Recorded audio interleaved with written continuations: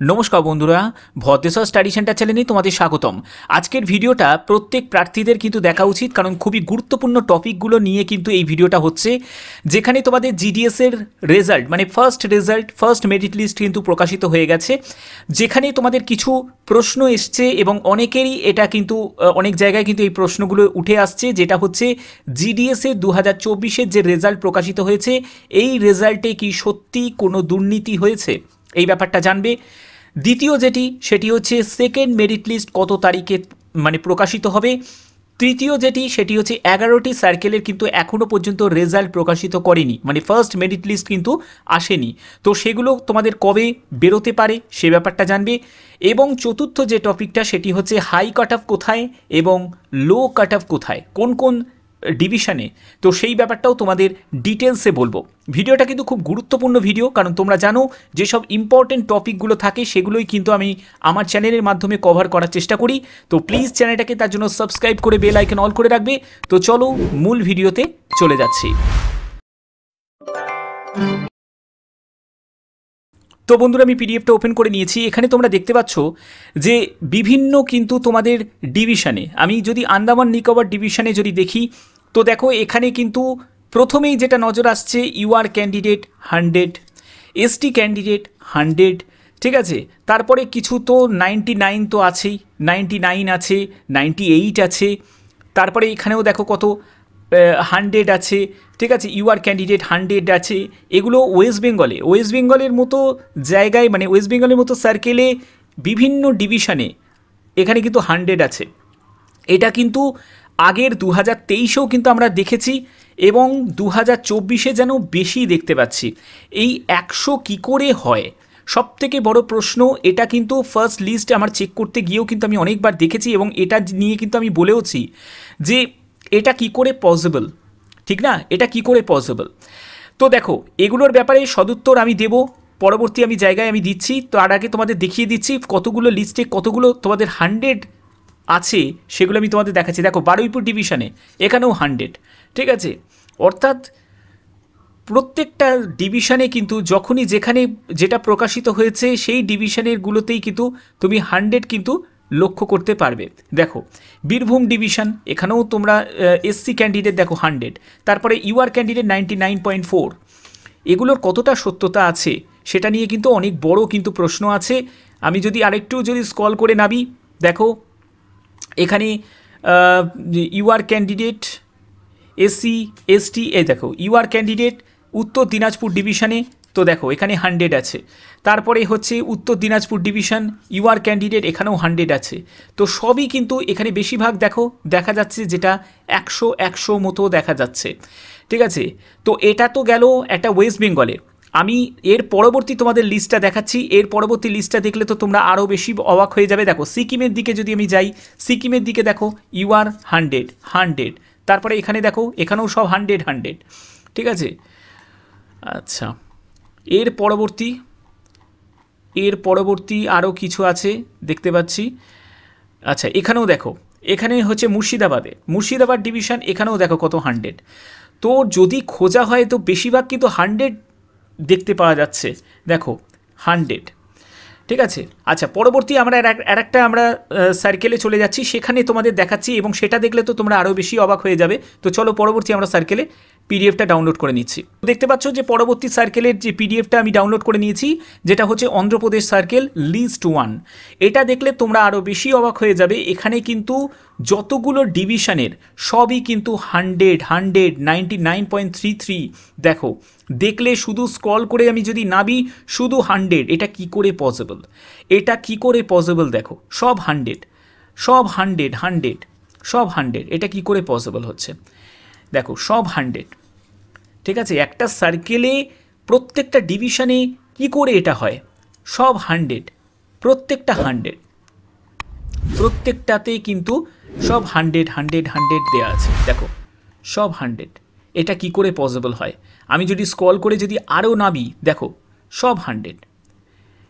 মানে তুমি যদি 97, 98 খুব কম, মানে হয়তো 2টো কি 3টে হতে পারে, আমি লিস্টটা আমি শুধু স্ক্রল করে নামছি, সব 100। এটা কি করে পসিবল, এটা কি করে পসিবল, আমার কাছে সত্যি এটা মাথায় ঢুকছে না, এটা কি করে পসিবল হতে পারে। ঠিক আছে, দেখো ওয়েস্ট বেঙ্গলের ক্ষেত্রে আমি যদি বলি, সেখানে ভালো করে ব্যাপারটা টপিকটা বুঝতে হবে যে কি কি আমি তোমাদের বলছি। তো দেখো ওয়েস্ট বেঙ্গলে কিছু ডিভিশন, সব ডিভিশনে নয়, কিছু ডিভিশনে কিন্তু তোমরা এই 100টা তোমরা দেখতে পাচ্ছ, 100% তোমরা দেখতে পাচ্ছ। প্রথম কথা হচ্ছে অনেকে কি করে, একটা ফেক আইডি দিয়ে কিন্তু অ্যাপ্লাই করে দেয়। ঠিক আছে, ফেক আইডি দিয়ে অ্যাপ্লাই করে দেয়, যেখানে সব মার্কসগুলো তারা 100 বসিয়ে দেয়। কেন বসায়? তার কারণ হচ্ছে সবথেকে মেন যেটা দোষ সেটা হচ্ছে পোস্ট অফিসের। তোমরা জানো পোস্ট অফিসে যে জিডিএসে যে বিজ্ঞপ্তি যেটা প্রকাশিত হয়, সেই বিজ্ঞপ্তিতে তোমরা লক্ষ্য করেছো আবেদন মূল্য কাদের কাদের লাগে না, যারা এসসি ক্যান্ডিডেট, যারা এসটি ক্যান্ডিডেট, যারা পিডাব্লিউবিডি যারা ক্যান্ডিডেট আছে তাদের লাগে না। ঠিক আছে, আর হচ্ছে যারা ফিমেল ক্যান্ডিডেট তাদের লাগে না। এবার যদি আবেদন মূল্য লাগেও যদি, তাহলে 100 টাকা লাগে, আর এদের কিন্তু কোনো আবেদন মূল্য লাগে না। তো এবার ফেক আইডি দিয়ে তাদের লিস্টে একটা রেজিস্ট্রেশন নাম্বার উঠবে, সেটা রিজার্ভ দেখাবে যে সেখানে, মানে ওটাই একটা মজা যাকে বলে। তো সেটার জন্য কি করে তারা কিন্তু সব 100 দিয়ে একটা ফেকভাবে এই অ্যাপ্লিকেশনটা করে।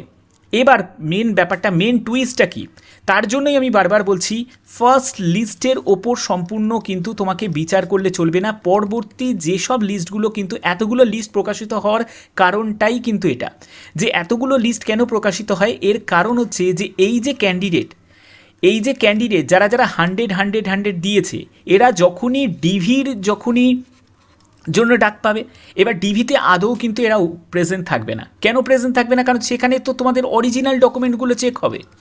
তা অরিজিনাল ডকুমেন্ট যখন চেক হবে তখনই তো সে ধরা পড়ে যাবে।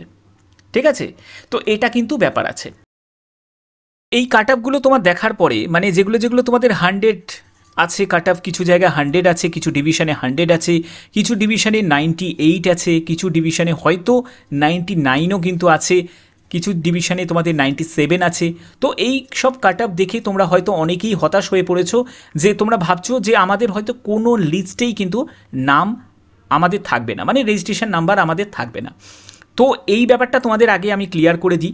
দেখো 2023এও কিন্তু এরকমই কিন্তু গেছিল, কিন্তু এখানে প্রবলেমটা ব্যাপারটা একটা কী আছে, তো 2023এও কিন্তু এরকমই গেছিলো, কিন্তু এর মধ্যে কিন্তু একটা পার্থক্য কিন্তু তোমাদের থাকবে। 2023-এর সাথে 2024-এর কিন্তু তুলনা করা যাবে না, কারণ 2024-এ কাট অফ কিন্তু ডাউন যাবে। 2024-এর আরও পরবর্তী যে লিস্টগুলোতে, আমি পরবর্তী লিস্টগুলোর কথা বলছি, কারণ যেখানে তোমরা দেখতে পাচ্ছ এসটি ক্যান্ডিডেট 91.2-তে কিন্তু সিলেকশন পেয়ে গেছে, তো সেখান থেকে কিন্তু তোমাদের 2 থেকে 3% যদি তোমার কমিয়ে দাও, তাহলে সেক্ষেত্রে 88-89-এর চান্স পাবে। সেকেন্ড আমি লিস্টের কথা বলছি। এরকম করতে করতে কিন্তু তোমরা যদি প্রত্যেকটাতে 2 থেকে 3%, আমি ইন্ডিভিজুয়ালি তোমাদের আলাদা করে কিছু বলার কিছু নেই, প্রত্যেকটাতে 2 থেকে 3% তুমি ডিক্রিজ করে দাও, দেখবে সেকেন্ড মেরিট লিস্টে তারা কিন্তু চান্স পাবে। ঠিক আছে, অর্থাৎ হতাশ হওয়ার কিছু নেই এখানেই। এটাই কিন্তু মেন ব্যাপার, যে তোমাকে ফার্স্ট মেরিট লিস্ট চেক করতে হবে, যেটা আমি প্রথমেই বলেছিলাম। যদি সেখানে নাম না থাকে, পরবর্তী মেরিট লিস্ট চেক করবে, তারপরে তোমাকে থার্ড মেরিট লিস্টের জন্য ওয়েট করতে হবে, তারপরে তোমাকে ফোর্থ মেরিট লিস্টের জন্য, তারপরে ফিফথ, তারপরে সিক্সথ।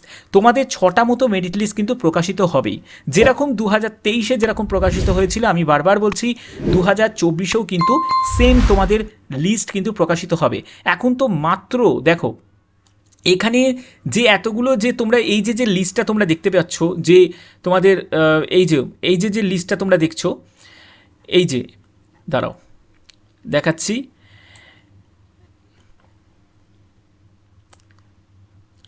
এখানে যে তোমরা এই যে লিস্টটা তোমরা দেখতে পাচ্ছ, এখানে 2540 জনের কিন্তু রেজিস্ট্রেশন নাম্বারের মানে তালিকায় কিন্তু নাম আছে। তো এবার হচ্ছে যে 2540, কিন্তু আদৌ কিন্তু এই 2540 কিন্তু জেনুইন নাও হতে পারে। এর জন্যই কিন্তু পরপর লিস্টগুলো কিন্তু প্রকাশিত করে। ঠিক আছে, তো যদি জেনুইন যদি হতো, তাহলে হয়তো এরাই হয়তো পুরো বুক করে যেত। তার জন্যই কিন্তু পোস্ট অফিস থেকে কিন্তু পরপর লিস্টগুলো প্রকাশিত হয়। যারা ফেক কোনো আইডি দিয়ে যারা যারা অ্যাপ্লাই করেছে তারা নিশ্চয়ই ডিবিতে আর উপস্থিত হবে না, কারণ তারা জানে ওখানেই আমরা ধরা পড়ে যাব, অরিজিনাল ডকুমেন্টস আমাদের শো করতে হবে। তার জন্যই বলছি হতাশ হওয়ার কিছু নেই।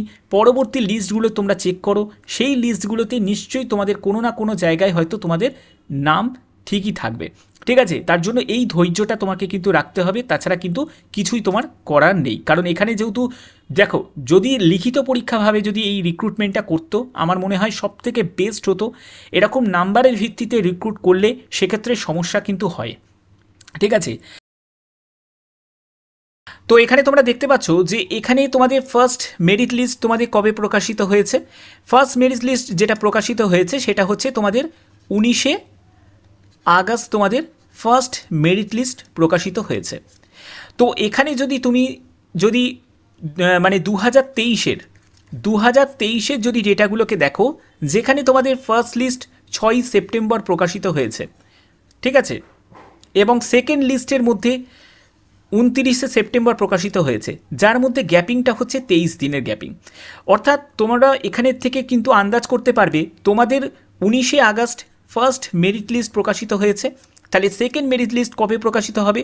যদি তোমরা 23 দিনের যদি গ্যাপিং ধরো, সেখানে তোমাদের 10 তারিখে কিন্তু প্রকাশিত হওয়ার সব থেকে বেশি পরিমাণে চান্স আছে। আমি 10-11 এই দুটো দিন যদি তুমি মেনে চলো, অর্থাৎ 10 তারিখ না হলে 11 তারিখ, 10ই সেপ্টেম্বর না হলে 11ই সেপ্টেম্বরের মধ্যেই কিন্তু তোমাদের সেকেন্ড মেরিট লিস্ট কনফার্ম কিন্তু বেরিয়ে যাবে। ওকে, আচ্ছা। তো পরবর্তী প্রশ্ন তোমরা অনেকেই করেছো যে স্যার আদার স্টেটের মানে 11টা মতো সার্কেলের এখনও পর্যন্ত রেজাল্ট কিন্তু রিলিজ করেনি, তো 11টা মতো সার্কেলের রেজাল্ট কবে প্রকাশিত হবে? দেখো কোন কোন সার্কেলগুলো, যেটা হচ্ছে বিহার আছে, ছত্তিশগড় আছে, হরিয়ানা আছে, হিমাচল প্রদেশ, জম্মু কাশ্মীর, ঝাড়খণ্ড, মধ্যপ্রদেশ, নর্থ ইস্ট, তারপরে হচ্ছে তোমাদের রাজস্থান, উত্তরাখণ্ড এবং উত্তরপ্রদেশ। তো এই সব যে সার্কেলগুলো যেগুলো বাকি আছে, এই সব সার্কেলগুলোর কিন্তু তোমাদের রেজাল্ট কিন্তু খুব শীঘ্রই কিন্তু প্রকাশিত হয়ে যাবে। তোমরা জাস্ট কটা দিন আর অপেক্ষা করো। অবশ্যই কিন্তু তোমরা যারা যারা চ্যানেলটাকে এখনও পর্যন্ত সাবস্ক্রাইব করোনি, তারা কিন্তু অবশ্যই সাবস্ক্রাইব করে, শুধু সাবস্ক্রাইব করলে হবে না, বেল আইকনটাকে অল করে রাখবে, কারণ যখনই কোনো রকম আপডেট আসবে জিডিএসের তরফ থেকে, যখনই কোনো আপডেট আসবে, শুধু জিডিএস নয়, যে কোনো সরকারি চাকরির যখনই কোনো আপডেট আসবে, তখনই কিন্তু আমার চ্যানেলের মাধ্যমে অবশ্যই তোমাদের কিন্তু জানিয়ে দেওয়া হবে। তার জন্য অবশ্যই কিন্তু চ্যানেলটাকে কিন্তু সাবস্ক্রাইব করে রাখবে। এবং তোমাদের এখানে বলে রাখি, তোমাদের এই যে 11টা সার্কেলের যে এখনও পর্যন্ত তোমরা জানি তোমরা অনেকেই উদ্গ্রীব হয়ে যাচ্ছ যে আমাদের কবে প্রকাশিত হবে। তোমরা আর মোটামুটি 3 থেকে 4 দিন মতো অপেক্ষা করো। এই 3 থেকে 4 দিনের মধ্যেই কিন্তু তোমাদের ফার্স্ট মেরিট লিস্ট কিন্তু তোমাদের প্রকাশিত হয়ে যাবে। একদম নিশ্চিন্তে থাকো, তোমাদের প্রকাশিত হয়ে যাবে নির্দিষ্ট 3 থেকে 4 দিনের মধ্যেই কিন্তু প্রকাশিত হয়ে যাবে। কিছু হয়তো কোনো রকম ইন্টারনাল কোনো রকম প্রবলেম আছে, তার জন্যই হয়তো এই সমস্যাটা হচ্ছে, না হলে একসঙ্গেই তোমাদের রিলিজ করে দিত। ওকে, আচ্ছা। তো আশা করি তোমাদের ভিডিওটার মাধ্যমে যে যে ইনফরমেশনগুলো দেওয়ার সেগুলো তোমাদের স্টেপ বাই স্টেপ বললাম। তো যদি ভিডিওটা ভালো লাগে, যদি ভিডিওটা ইনফরমেটিভ লাগে, অতি অবশ্যই ভিডিওটাতে একটি লাইক করবে, চ্যানেলটাকে কিন্তু সাবস্ক্রাইব করবে এবং বেশি বেশি করে কিন্তু শেয়ার করবে। তো এখনের মতো এইটুকুই, টাটা।